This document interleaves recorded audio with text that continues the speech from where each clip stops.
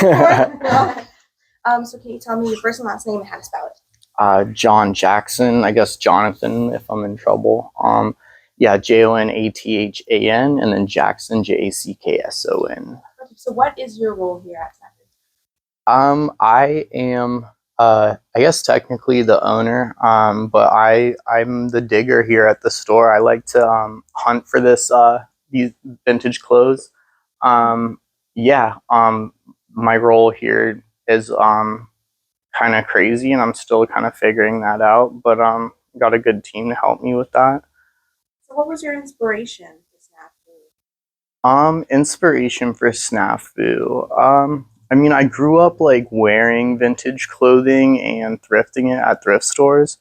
And then I think I just like started picking up extra pieces that like I found that were cool, but they weren't like in my size. And then I found value in that. And then I was going to school in Florida for college, and I was doing like just reselling stuff on the side.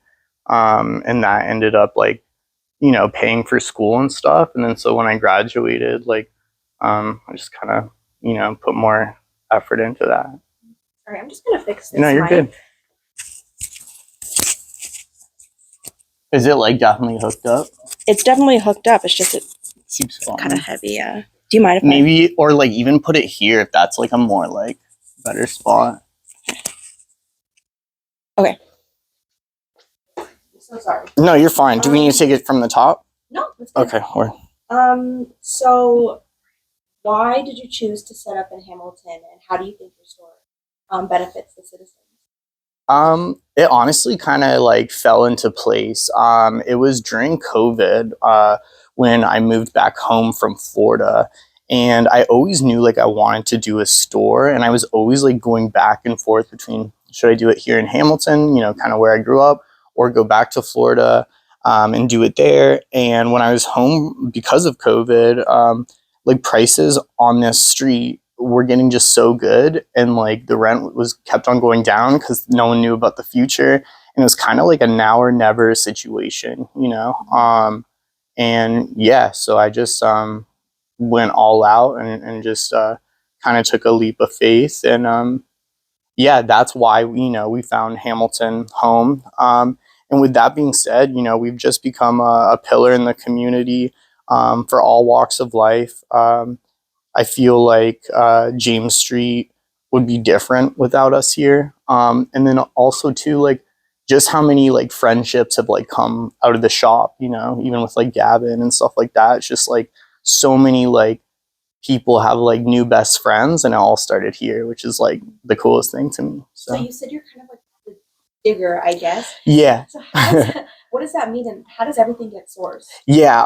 So basically, like, I love to find this stuff. Honestly, like selling it's kind of an afterthought. I just like the thrill of like literally digging for it.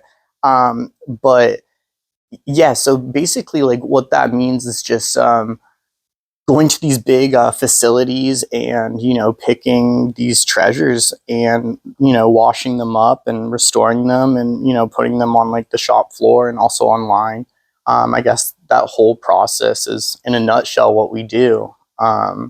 There's a lot of little in between steps, with that being said. So what kind of clothes can people expect?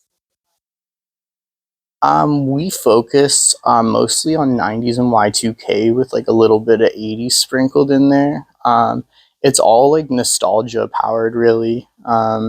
We just like to get people, from like 15 to like 35-ish, yeah, I guess even 40, to like come in here and just like kind of reminisce on the past, and then also for the younger crowd, like learn about the past, and take bits and pieces from the past, and feed it into the future.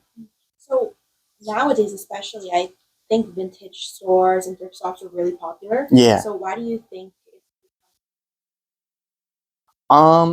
Like there's so many like reasons, but I think like the youth is really savvy when it comes to shopping, and also quality. They grew up wearing like fast fashion, and they see, like putting like a shirt through the wash once, you get like one wear out of it.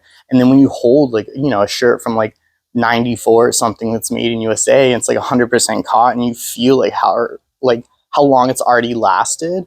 Like that quality is like unmatched, and I feel like that's why, like, you know, there's hope in like the youth and like vintage shopping. And then there's also the back end of that, where it's like the older crowd is powered by nostalgia, you know. So it's like going through the racks being like, oh my god, I remember that from when I was a kid. Or like we hear people saying that all the time, like they literally have the same jacket, you know. So yeah, and so that's important. So, do you have any advice that you want to give to people who come in and don't know how to thrift shop or vintage Yeah, I shop? mean, well, we're just like, just come hang out, like, you know what I mean. Like you don't have to like be a thrifter or whatever you want to call it just to like come in. Like I said, it's a place just to, I don't know, and enjoy culture from 80s, 90s, and Y2K, and like I said, learn about it too. Um, and also keep digging. Like there's actually so much stuff out there. I know everybody always like is saying like, oh, like everybody, it's all like, you know, picked over, and like these businesses have ruined it for people. And it's like the stuff I find on a daily basis is insane. So it's still out there. So I would say that keep digging. Yeah. Is there anything else you want to say? No. Shout out to the youth. Appreciate you guys. Perfect. Awesome. That was good. Yeah. Thank you so much. If you don't mind, we just get some shots. Yeah, like, for sure.